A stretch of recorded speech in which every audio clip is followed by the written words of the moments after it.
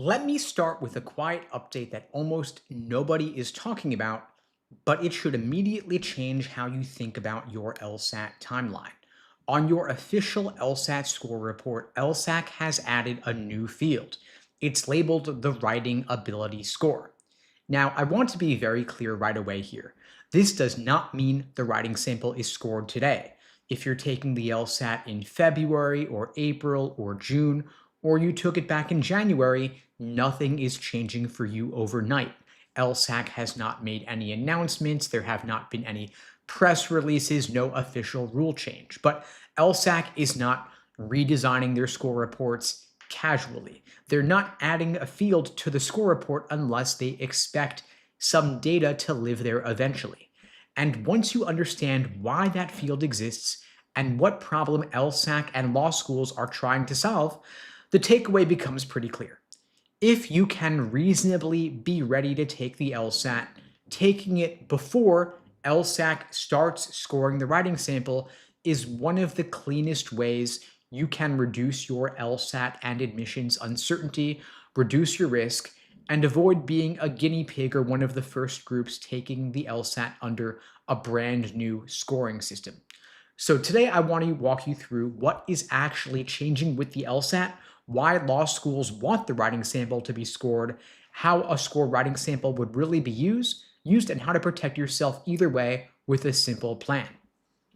Now, this is not speculation. Over a year ago, LSAC said publicly on their website, you can see this for yourself, that the LSAT writing would remain unscored in the short term, but they are analyzing the writing for validity and reliability with a long-term goal of providing a scored LSAT writing assessment that schools can use for admissions.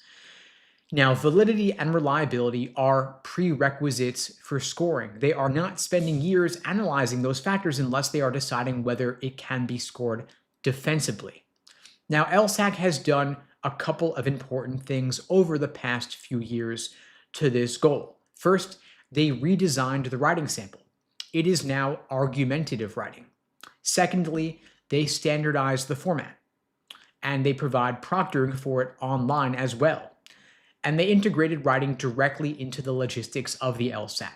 In fact, you cannot get your LSAT score released unless there is an approved writing sample already on file. And now, of course, the latest change is they're adding a placeholder for the writing score to the score report. So this tells us where they're heading with this. Now, law schools have been pushing for LSAC to score the writing sample for quite some time now because application essays can be polished easily with AI like ChatGPT. And so admissions is asking, does your writing ability under pressure match the writing in the rest of your file? Because the timed and proctored writing sample is the only place they can be certain that you're writing with no outside help. And it is easy to compare one to another because they're all in the same format. And that gives law schools that credibility check.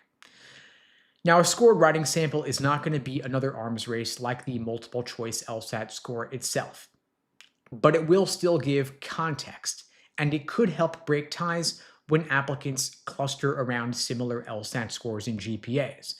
And the most important use would be as a consistency filter, especially when they have concerns about your writing ability if, for example, you are a non-native English speaker. And if your personal statement looks polished and your writing sounds like a totally different person when it comes to the writing sample, that will create some doubt. That will give them some uncertainty. And even if LSAC rolls this out carefully, which I hope they will, it'll still be messy because it's new and students won't know how much it matters. And so during transitional periods, people predictably overcorrect. Some students are going to over-prepare for it and neglect the scored multiple choice portions of the LSAT, being logical reasoning and reading comp. Others are going to ignore writing entirely, and their samples are going to be kind of sloppy. And that uncertainty, that variability is the real enemy. And so you avoid all of this by just taking the LSAT before they implement the scoring of the writing sample. Now, there's one quick clarification here that matters. LSAC decides whether writing is scored, but law schools get to decide how much it matters. And so even once LSAC introduces scored writing samples, Law schools will still likely use it cautiously at first, just as context. And the good news for you is that law schools won't care which version of the LSAT you took, with scored writing or without scored writing.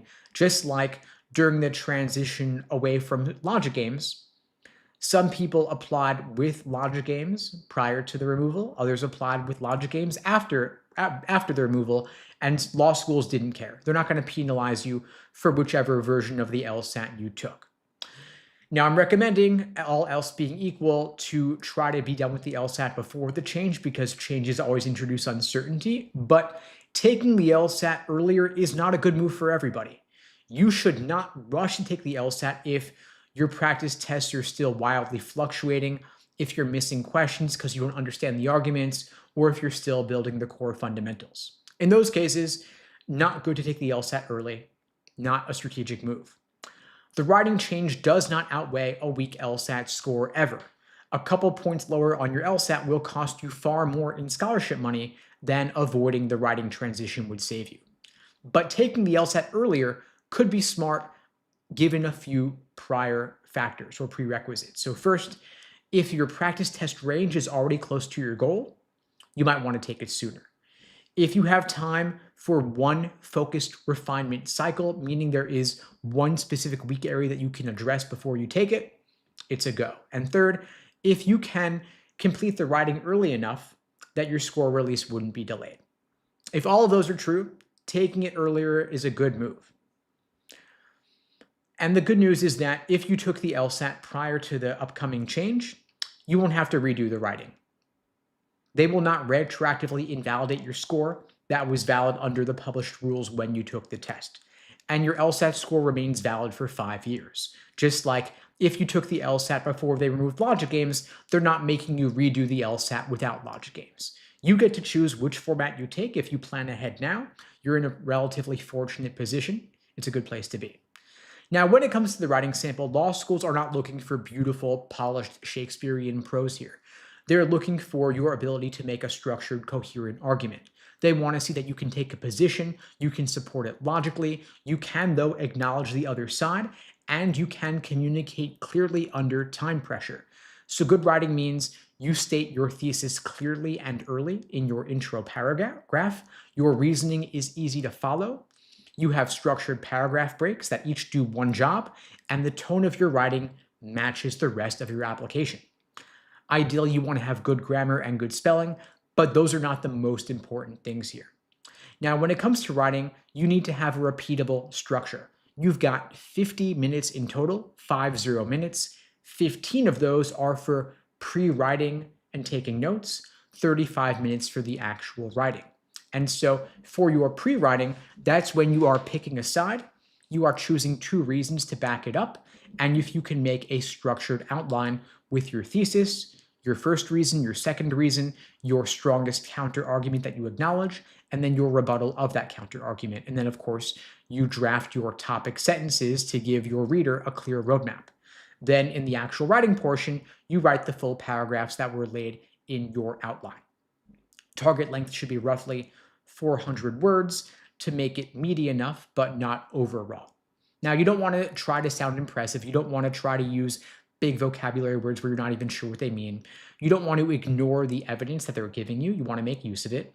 And you don't want to overinvest on the writing at the expense of logical reasoning and reading comp, which will most likely remain much more important than the writing sample.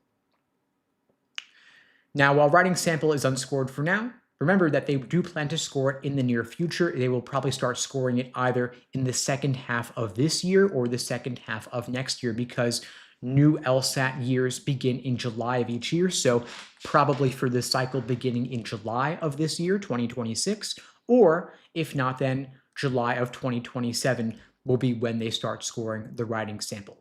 But no matter what LSAC does next, the winning approach remains the same. Now, you don't need to predict LSAC's timeline. You just got to have a plan where their decision doesn't change your outcome. Either way, you know what to do.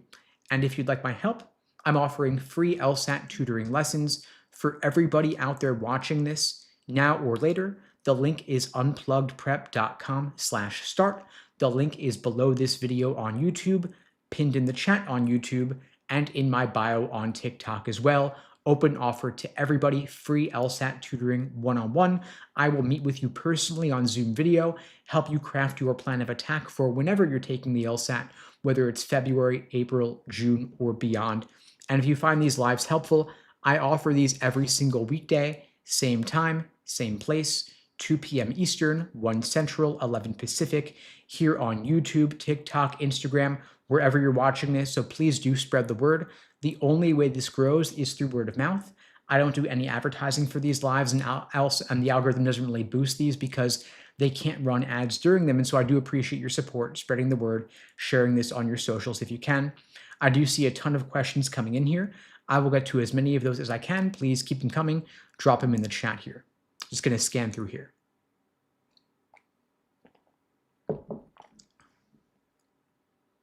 Let's see. Stefan's asking, about how long do you need to start studying for the LSAT before you actually take it? That's really up to you depending on your current score, your goal score, your time frame. And so typically, a lot of folks try to knock out the LSAT in roughly 2 to 3 months or so. But ideally, you want to spend at least 5 to 6 months to reach your fullest potential. Can you do it in less time? Yeah, you probably can. But it depends on how much time you're willing and able to put in. So if you've got 6 months to a year, maybe 5 hours a week could be enough. If you've got 3 months, maybe you want to put in 15, 20 hours a week. But the degree of the score improvement you're looking for is, of course, a factor as well. If you want to book that free tutoring with me, we could talk through your plan of attack and what a reasonable schedule might look like. Mirage is asking, I do investment banking, but want to go to law school. I had a bad undergraduate GPA, but a 174 LSAT. Well, your LSAT score is amazing, so congrats on that. When we say bad undergraduate GPA, how bad are we talking here? That's the first thing I'm thinking about. Then secondly, I'm thinking, how long has it been since your undergrad? Because the longer you've been out of school, the less your undergraduate GPA matters, and the more your work experience and your LSAT score matter. And so if it's only been a year or two, they're still going to look at your undergraduate GPA pretty seriously. In contrast, if it's been 5 or 10 years or more, they're going to discount the GPA because who you were back then is less who you are today. You've grown and changed over time, and they will acknowledge that. Unknown user says, if you have 105 minutes per section, what study schedule do you recommend while working a full-time job? So if folks are wondering here, how on earth could you have 105 minutes per section? It comes down to LSAT extra time accommodations. With standard timing on the LSAT, you only have 35 minutes per section. With time and a half, you have 53 minutes per section. With double time, you have 70 minutes a section. And with triple time, you have 105 minutes per section. Why would you get triple time? Could be test anxiety, ADHD, migraines. Those are a couple of different reasons why students might get extra time on the LSAT. And when you get extra time, the impact is pacing and time management become less of a concern because you have more time per question. The downside, though, is that test day becomes a lot longer, of course. And so oftentimes when students have triple time, they end up also being able to take the LSAT over the course of multiple days. And so my general study schedule recommendations will largely remain the same in the earlier phases of your prep, even if you have extra time. And when I say earlier phases, I mean building a foundation and drilling questions by type. Building a foundation means watching course lesson videos, maybe reading textbooks if that's your thing, drilling questions by type, establishing familiarity with the different sections and different question types on the LSAT. Where things change, though, when you have extra time, is that taking any timed sections or timed exams becomes more difficult because you've got to carve out more time in your schedule. Endurance becomes a bigger factor. Fatigue becomes a bigger factor. And so you're not going to be able to take as many full-length timed practice tests when each test is over the course of multiple days, or you're taking double time or triple time to do them. So you might not be able to take as many full-length practice tests, or if you still really want to, you've got to spread them over a longer period of time. But everything else remains the same. But any recommendations you might have heard me say around pacing or time management, essentially you want to triple those given the additional time that you have.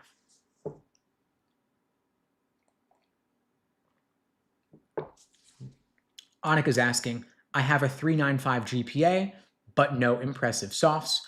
Do I still have a chance at a T20 law school with a good LSAT score? Yeah, you do, and your GPA is incredible, by the way.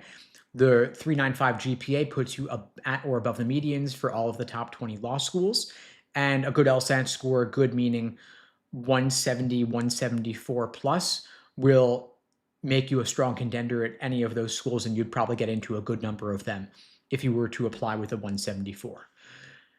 The premise of your question seems to suggest that impressive softs matter when they really don't matter that much.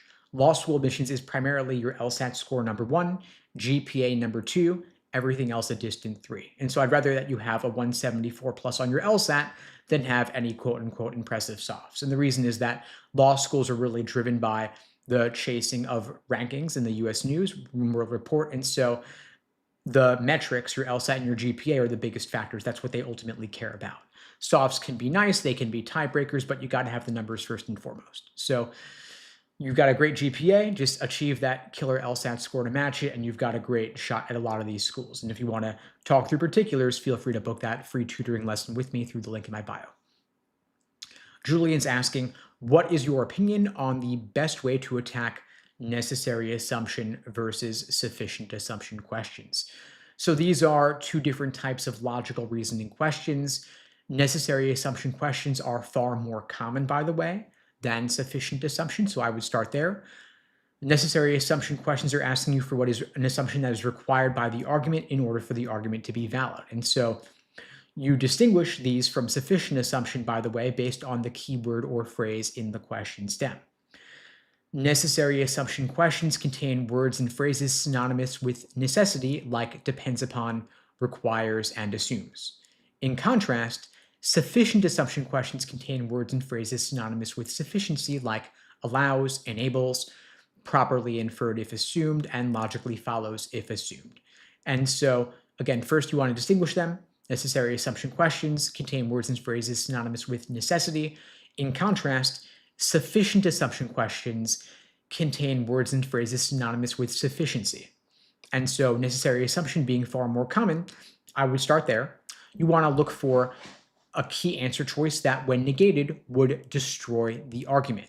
If, when negated, it would destroy the argument, that means it was required in order for the argument to work.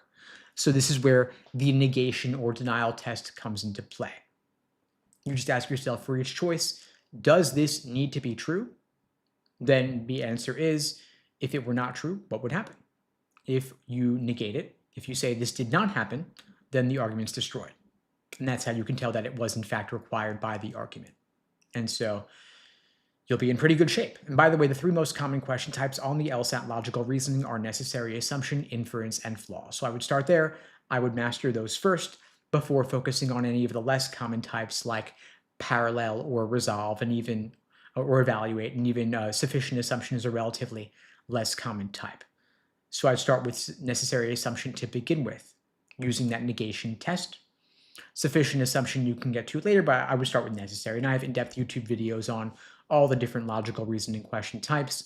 If you just search my YouTube channel through the link in my bio, you'll find a lot of in-depth lessons on each of those topics. 0282 is asking, hi Steve, I had a question. Can I go become a lawyer even if I have a felony murder charge? Yeah, you actually can, believe it or not, folks, for anyone wondering. No matter what your criminal record might include, it is possible for you to go to law school and become an attorney. If you even just search Google News, you will find stories about folks who had felony murder charges who went on to become successful attorneys. Of course, you will need to answer the character and fitness questions on your application. They will often ask if you've been arrested or if you've been convicted, and of course, answer those questions honestly, answer those questions thoroughly, be forthright. If you're in doubt, disclose, but you should, of course, probably consult an attorney for the particulars and see what exactly you might need to disclose and how to handle those situations. Of course, for any arrests or convictions, no matter what they're about, even if they're relatively minor, like underage drinking, for example, you do still want to answer them matter of fact. Don't make excuses. Just explain forthrightly what happened. And of course, give the law schools reason to believe that nothing of this sort will ever happen again. But if you can express contrition and show that you've grown and learned from the experience, they will take it seriously. All right, so Mirage says, hey man, it's only been around 2 years. Should I wait longer? I did Big Four, then banking. My undergraduate GPA was a 2.7. Okay, so if your GPA was 2.7, that is a bit below, of course, for the median. So the question of should you wait longer? I mean, there's a big opportunity cost to waiting to go to law school because that's another couple of years in your status quo versus another couple of years of doing what you truly want to do as an attorney. And so I would say apply now, see what happens. And if you need to reapply later, you can reapply later. You can also write an addendum to explain the low GPA, what the circumstances were that caused the GPA to be lower than it might have otherwise been. Hopefully your transcript shows an upward trend, shows that you've improved since then. And so that will probably help quite a bit if you can show the upward trend.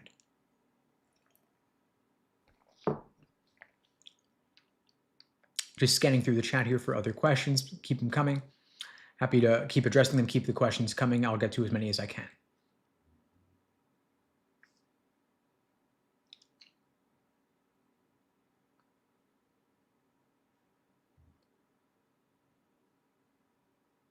Juan Pablo's asking, should I take the LSAT now as a sophomore or should I take it in my junior year? Take it whenever you're ready. Take it whenever your practice test scores are around your goal score. So you might want to take it when you have a relatively lighter course load. So I know we're currently about to enter the spring semester. And so if you're taking relatively fewer credits, fewer classes this semester, this might be the time to just take the LSAT, knock it out, and move on. Your score is good for 5 years. So you could take it maybe this summer. You study for this semester, you take it in the summer. You can still then go straight from undergrad into law school if that's what you want to do. Or if you're still feeling pretty busy with your semester, or you're feeling like you're not really certain if law school is for you, maybe you take a little bit of time to explore the law this summer. Maybe you get some sort of legal related internship between sophomore and junior year. And then if you can confirm that law school is what you want to do, then you study for the LSAT this fall as a junior. Then you lock in the LSAT over, say, winter break. Maybe you take it a year from now, and then you can still go direct from undergrad into law school. Zoe's asking, what's the latest you would recommend applying to law school? So if we're talking about in a given cycle, the latest I would recommend is probably February. So in other words, let's say for those of you who are currently applying and you're studying for the LSAT now, I would say the latest you want to take it is February, meaning you're taking it in a couple weeks to start law school roughly 7 months from now. If you've got to push back the LSAT to April or June, it becomes pretty late in this cycle. It's harder to get in. There's less scholarship money available. At that point, in most cases, I would probably suggest instead that you still take it in April or June if you feel you'll be ready by then, but then apply in September to start law school in fall of 2027. Better to apply earlier than later if you can.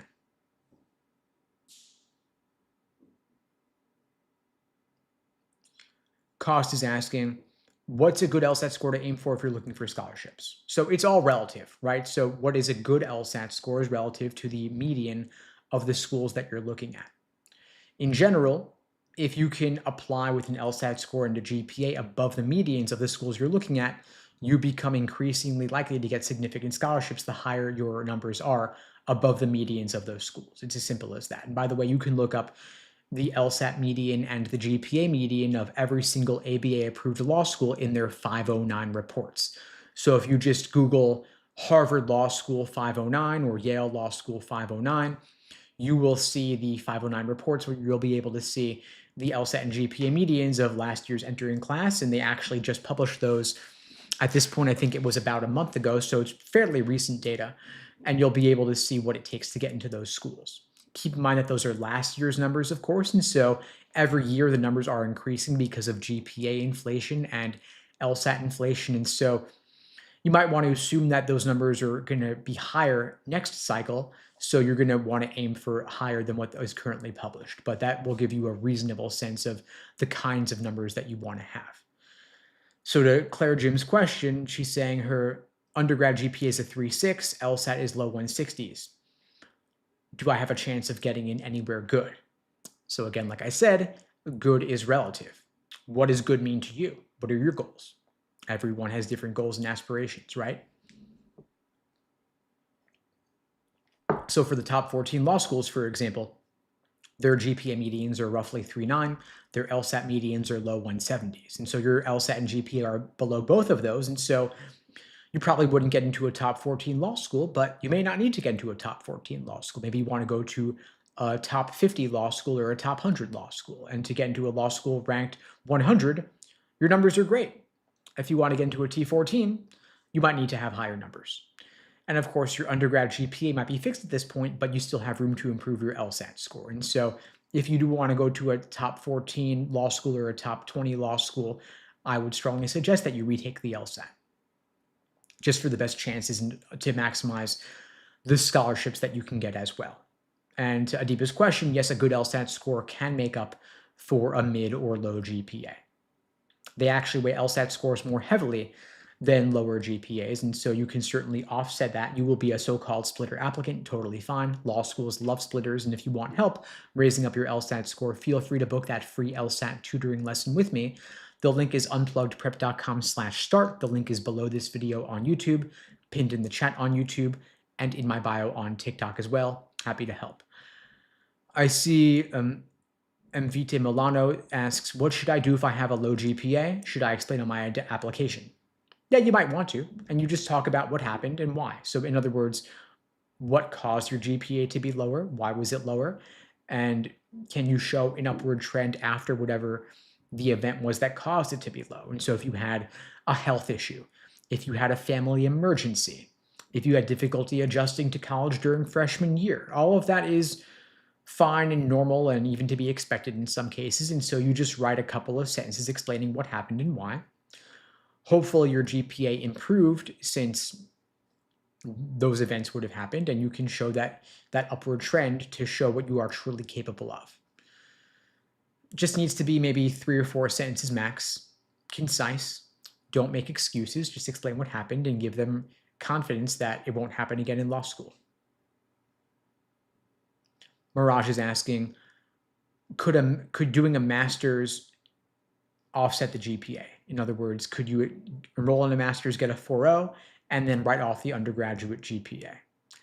I wish it were that simple and easy, but unfortunately, your master's level GPA is not factored into your LSAC calculated GPA, and so your undergraduate GPA still stands. If you've completed undergrad, if you've earned your BA, it's locked in, and that's what's going to count. No matter how many masters you do, it's not going to offset what is already done. So the biggest thing you can do at this stage is to take the LSAT, get a top score, or retake the LSAT for an even higher score. That's the biggest thing you can do. And don't assume that you'll be able to transfer law schools. Inertia is a powerful force. Once you're already acclimated somewhere, you're probably going to end up staying there just because it's the path of least resistance. And most law schools are allowing for very few, if any, seats in for transfers.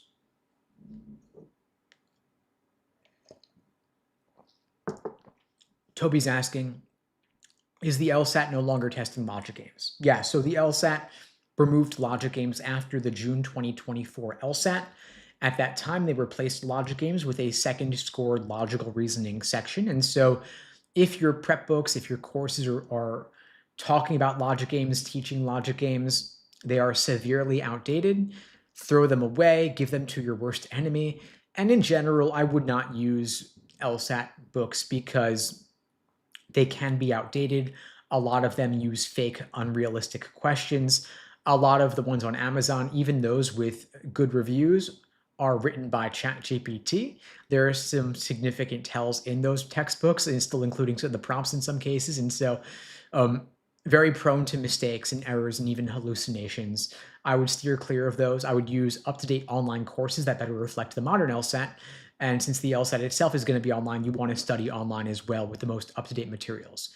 After LSAC removed logic games, We purged logic games from all of our courses, all of our videos, and we added a lot more material on logical reasoning given the new format. We did that after June 2024, the very day that the June 24 LSAT was complete.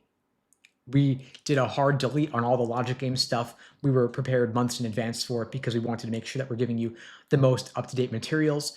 And we're already beefing up the writing sample materials in our course in anticipation of the upcoming changes, where we expect they will score the writing sample either later this year or next year. We want to be ready to go the second that change goes into effect. Scanning through here for other questions here. Rena's asking, how does admissions view working part-time all throughout college for financial reasons? I mean, I think that's awesome. They're going to see that shows persistence, it shows dedication, it shows being willing to and able to overcome obstacles. It will provide useful context for your GPA, the assumption being that had you not needed to work during undergrad, your GPA might have been higher. And law school is tough. And so people who can handle tough situations, who can stick with it despite the obstacles and the hardships, they're going to be the ones who thrive and succeed in law school itself. And so I would definitely write an addendum for your application explaining how you worked part-time all throughout college to give some context on the GPA there.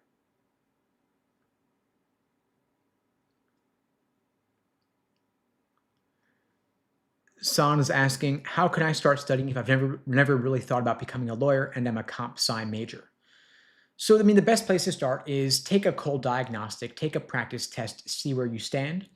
You can take a free practice test on LSAC's Law Hub platform. They give you 4 practice tests available for free on there in the modern LSAT format with 2 scored logical reasoning sections, 1 scored reading comp section, and 1 unscored extra section of either logical reasoning or reading comprehension. Don't take that score as destiny, though. Don't take it as indicative of what you are capable of. Just take it as a benchmark from which to measure your later future progress. And so let's say you're hoping for a 170 plus and your cold diagnostic is a 130 or a 140. Totally fine. You can improve significantly. You can still achieve a 170 plus. All that diagnostic shows you is that you have some work ahead of you, but still plenty of time to achieve a significant score increase, provided that you're willing and able to put in the work. I personally increased my own LSAT score from a 152 to a 175. Took me an entire year though, and at least half of that was a complete waste of time. If I had done it properly, I probably could have knocked it out in just a couple of months because the LSAT is a test of pattern recognition. And so if you can understand the tricks and traps, if you can spot them, you can avoid them. It all comes down to understanding how the test makers think and seeing it from their perspective. And so part of studying for the LSAT is learning the tricks and traps, understanding the patterns of the LSAT, what goes into designing those tricks and traps.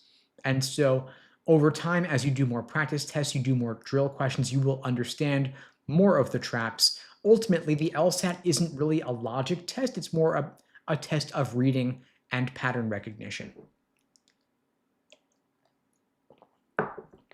And so if you're struggling with the LSAT, what it probably means is that you're not bad at logic, you're just bad at reading under pressure. I'll say that again. If you're struggling with the LSAT, it doesn't mean that you're bad at logic, it means you're bad at reading under pressure, and you haven't learned the tricks and traps or the patterns of the LSAT yet. And I don't mean that as an insult, I mean it as a diagnosis, because if you've ever thought, I know the rules, I know necessary versus sufficient, I've done the drills, why am I still missing logical reasoning questions? That is why. The LSAT is not testing advanced logic. It's testing whether you can read dense, precise language, track exactly what's being claimed, how strong that claim is, and resist the urge to mentally improve it. That is it. And once that really clicks, your studying gets simpler, your score starts moving for reasons that actually make sense. And so today I want to explain 3 things. First, why logic-first studying quietly backfires. Second, what the LSAT is actually testing instead. And third, how to train the reading skill that separates 150s, 160s, and 170 plus scorers. So imagine that you're in the middle of a logical reasoning question. You're on, say, 13 or 14, and you're not yet exhausted, but you're feeling kind of tense. You read the stimulus once, you mostly get it, you read it again, and now you're less confident than before. And then you look at the choices. One sounds reasonable, one sounds technical, two of them seem irrelevant, and one feels kind of hostile. And so you shift modes. You stop trying to understand the argument and you start looking for labels. You ask yourself, is this a flaw question? Is it conditional logic? Is it necessary or sufficient? And without realizing it, you've stopped reading and you've started categorizing. And that is the trap. The core truth that most LSAT prep never says clearly is that most LSAT mistakes are not failures of logic. They are failures of comprehension. Not that you don't understand reasoning, but that you don't understand what this sentence actually said. And if you've ever reviewed a missed question and you thought to yourself, I completely misread that, that wasn't a logic error, that was a reading error. And reading errors poison everything downstream. So I'm going to get concrete here. These are the mistakes that people actually make on the LSAT. They treat a requirement like it's a guarantee, or they treat a weak claim like it's a strong claim. They assume exclusivity where none was stated. They answer what would be nice if true instead of what actually follows. And they'll miss qualifiers like some, most, often, typically, only if, or unless. Now, I want you to notice something here. These are not logic problems, they are problems of language interpretation. The mistakes are happening for you before logic even enters the picture. Now, here's where logic first studying quietly messes people up. When you are trained to spot labels like necessary assumption, causal flaw, or formal logic, your attention shifts away from meaning and towards classification. You stop asking, what did the author actually commit to? And you start asking, what type of question is this? It sounds subtle, but it's devastating because the LSAT does not reward you for identifying the genre of the stimulus. It rewards you for tracking what was actually said, and just as importantly, what was not said. You can correctly ID the question type, but still miss the question because you misread one word. And at this point, someone always objects. They say to me, it's called logical reasoning, so it has to be logic. And it's true that it does have logic, but the logic itself actually isn't that complicated, believe it or not. So when people say to me that LSAT logic is hard, they usually mean something like this. If somebody gets shot, they die. If someone died, therefore they got shot. That doesn't follow. Or for example, to be alive, you've got to have water. Something has water, therefore it's alive. Also does not follow. And that is the level of logic the LSAT uses. This is not graduate level symbolic logic. You don't have to take a formal logic course in college to get this. If you can read carefully, you already understand most LSAT logic. But the problem is that the logic is buried inside dense language under time pressure. So if you train like it's a logic puzzle competition, you're training the wrong muscle. You've got to train translation. And translation feels productive, but it's slow, it's prone to error, and it often stalls your score. And that is where plateaus come from. People who are stuck in the 150s or low 160s usually aren't confused. They're just busy learning more rules, more frameworks, more terminology. They're memorizing things, but their errors are not conceptual. They are errors of execution. They might misread one word or slightly strengthen a claim or assume something that was not stated. At higher score levels, improvement does not come from learning more. It comes from eliminating tiny reading errors under pressure. And that's why 170 plus gains feel harder, because you are fixing discipline. Let me show you a simple example here. Suppose you have an argument saying most committee members supported the proposal. Conclusion, therefore, the proposal will pass. So a struggling student will think to themselves, okay, this is a flaw question. The majority support is not enough. Now, a strong reader notices one word immediately, the word most, and they ask one question. Does most supported guarantee that it will pass? No, that's it. It's the same logic, but they have a different reading of the argument. The difference here is not intelligence, it is restraint. So here's a mental model that helps. Learning is rules, labels, and frameworks. Execution is reading accuracy under time pressure. Now, most LSAT prep optimizes learning, and the LSAT scores execution. In other words, you don't get points for knowing what a flaw is. You get points for not misreading the argument. Now let's talk about those newer, denser logical reasoning questions, the ones that feel like logic games, where they have multiple conditional statements, there are exceptions, there's a must be true question at the end. The key insight I want to leave you with here is that they're not logically harder, they are just linguistically denser.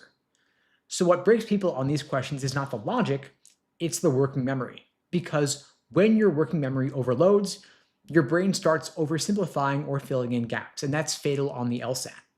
Strong readers don't rush to resolve ambiguity. They let uncertainty exist until the question forces a commitment, and that is what saves them. So let's get practical here. Here are 3 concrete reading first strategies I want to give you. The first is strength calibration. Words like some, most, often, likely, must, always, only, and never are the test. When you read, I want you to tag those words. Then you ask one question. Is the conclusion stronger than the premises? If yes, the argument probably overreached. Second, you've got to understand necessary versus sufficient in plain English. So if I say, to enter the building, you've got to have an ID. That means no ID, no entry. It does not mean ID equals entry. So every time you see must, required, only if, I want you to translate it as, without this thing cannot happen. That one sentence prevents a huge percentage of LSAT mistakes. And third, I want you to review deeply, like a sniper. Most people review by saying, oh, I get it, I should have picked C. But that's not review. Real review means you can point to the exact word that caused the error. Ask yourself, what did I misread? What did I assume? What did I strengthen or weaken? If the answer is I wasn't careful, that's good because that's fixable. Now I know that careful reading feels slower, but misreads cost you more time than precision ever will. A single misread leads to rereading, doubt, cycling through answer choices, and panic. Precision will save you time. And diagramming is a tool to be used only in specific cases. You use it when it reduces your cognitive load, when the question is pushing past your working memory, but I want you to stop using it if it slows you down, causes you to misread, or it becomes emotional comfort, but is causing you to slow down too much, leading to mistakes. So for logical reasoning, you want to read the argument once, slowly, ID the conclusion and the evidence, tag the strength, predict the gap in the argument, and then go to the choices. Then in your review, you want to find the exact word that caused the mistake, write down one sentence about the reading error, not the label. For reading comp, you track the viewpoints, the claims, the author's opinion, not the details, and track the shifts in positions. Reading comp is not random. It's just logical reasoning with longer sentences. And if all of this sounds simple, that's good, because the LSAT isn't hard because it's sophisticated. It's hard because it gives you zero slack. Every word matters, every qualifier matters, and every assumption matters. And so the next time you catch yourself thinking, what flaw is this, or what diagram should I draw? I want you to pause and ask the only 3 questions that matter. What they actually say? Does that support the conclusion as written? What did my brain add that was not earned?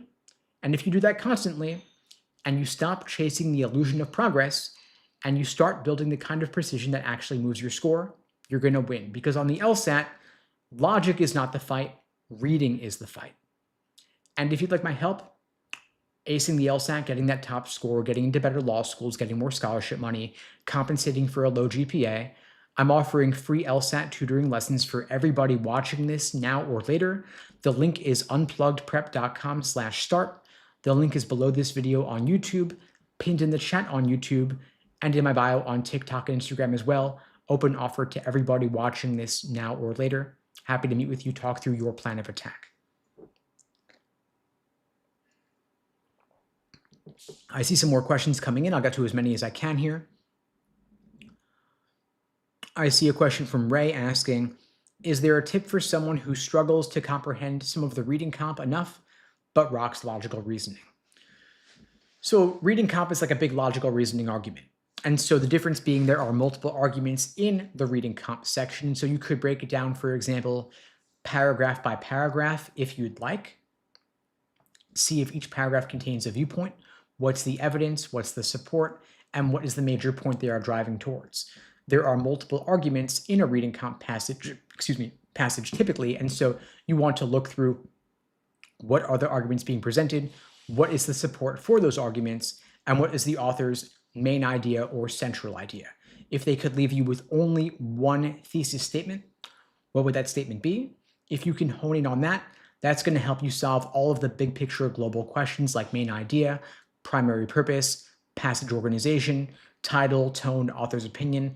You knock those out first. The details, the supporting examples, you can always go back to those later to find the support when you need it in the specific lines in the passage. But main idea, you want to get that down first and foremost. And feel free to book the free tutoring with me and we could talk through that more. Sarah's saying, I have a 3.1 GPA, working corporate for 4.5 years since, and a 167 LSAT. I'm so nervous about getting in. I hear you on that, Sarah. I mean, I know the GPAs might be lower than you would have liked, but hopefully you can compensate for it with a higher LSAT score. So the question about the nerves around getting in, I mean, if your GPA is locked in and your LSAT's locked in, you can do the research to see what your chances actually are. It's not like you have to wait to see what your likelihood of getting in would be. You can look up the LSAT median and the GPA median of the schools that you're considering and see, okay, well, your GPA is a 3.1. What is their GPA median? Your LSAT's a 167. What's their LSAT median? If you're below on the GPA, hopefully you're higher on the LSAT to compensate. And if you're below on both numbers, of course, you might not get in. So you might want to retake the LSAT to improve your odds. So instead of being nervous, just do the research, see what your chances are. And if your chances aren't very good, then retake the LSAT to make your chances better. Have you done that have you done that research yet? Have you looked into like what the requirements are for the schools that you're looking at? Because I mean, we can resolve this right now. If you just tell me the name of the school that is your top choice, like I can Google for you X law school 509 report and we could see. So you're telling me you've looked it up mainly below on GPA and above on LSAT. So that's pretty good. So you've got a decent shot. Now, if you're below on one and above on the other, that means that you're a splitter, but it's not a shoo-in, of course. So at this point, you have two different things you could do. One I already mentioned, retake the LSAT to make your odds even better. The other thing you could do is apply to a larger range of schools so that we're not over-indexing on any one specific school. So can you apply to a couple of reaches where you're below on both numbers, some targets where you're above on one, below on another, and then some safeties where you're above on both. That way, at least, you're guaranteed to get into some of the schools. Now, when I say guaranteed, I don't mean 100% guaranteed or anything, please. I mean that you have a pretty good likelihood of getting in. Nothing in life is guaranteed, nothing. Even if you're above on all the numbers, you still might not get in. But at least you'll have some acceptances for peace of mind, and maybe you'll be able to negotiate scholarships if that's something that you're interested in.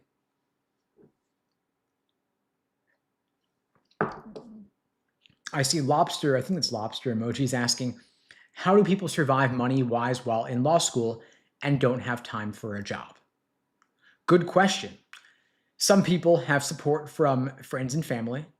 If you're not in that position, you might be taking out loans.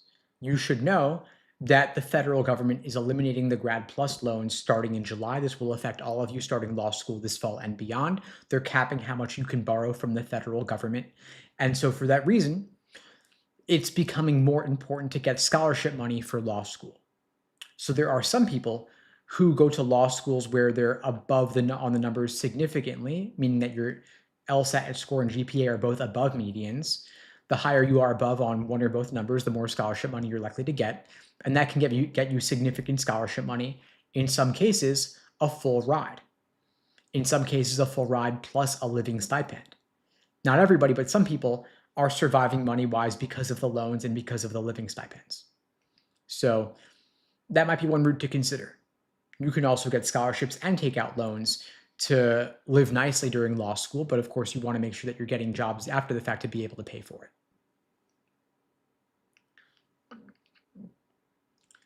J. Ray's asking, how should I start preparing for the LSAT as a 17-year-old senior? Do you mean a 17-year-old high school senior or a 17-year-old college senior? I'm assuming high school senior and that you're just way ahead of schedule here. If you're a high school senior, I would probably suggest that high school senior, yeah, that's what I thought. Not talking to Doogie Howser here, right? So high school senior, I would say probably it might be premature to start studying for the LSAT. Instead, I would suggest focus on getting into college or going to college, right? So we're in January now, so I'm guessing that you have applied, maybe recently sent in your college applications. I'd say first things first, get into college. Enjoy freshman year of college, explore whether law school is really what you want to do, maintain a good GPA in your freshman year, and then during freshman year, maybe also during sophomore year, explore a little bit and make sure law school is really what you want to do. Talk to attorneys, get an internship that exposes you to law firm life, for example. Figure out what kind of law you might want to practice. And then if you're really sure law is what you want to do, then you could study for the LSAT.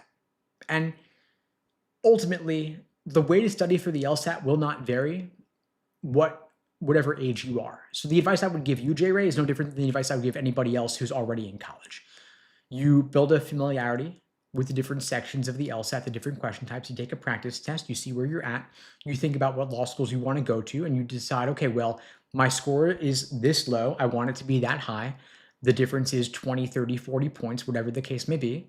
Then you craft a plan of attack, but you don't need 4 years to study for the LSAT, which is why I'm saying just maintain a good undergraduate GPA for now. Because law school admissions is your LSAT plus your GPA. And having a good GPA will help you no matter what you want to do going forward. And it's pretty early where your desires, your goals may evolve and change over the course of the next few years. You might change your mind multiple times. But maintaining a good undergraduate GPA will help you for anything, whereas the LSAT was only specifically for law school. So my advice ultimately is do some exploration, explore careers, come back in a year or two. The LSAT isn't going anywhere, and you don't need more than a year to study for it. And your score will be good for 5 years, by the way. So even if you took it as a freshman or a sophomore in undergrad, you'll still be able to go directly from undergrad into law school if that's what you want to do. And where you go to undergrad does not matter for law school. You can go to literally any undergrad. You can go to community college, transfer to a 4-year college, and still be fine.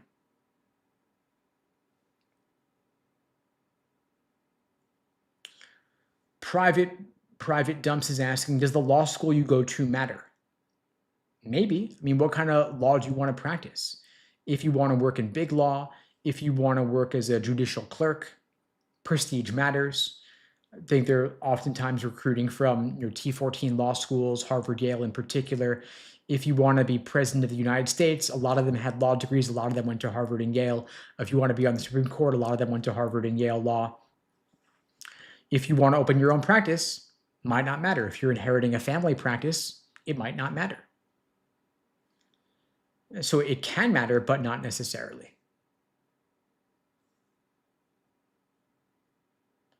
Alec is saying, I got a 167 on the LSAT.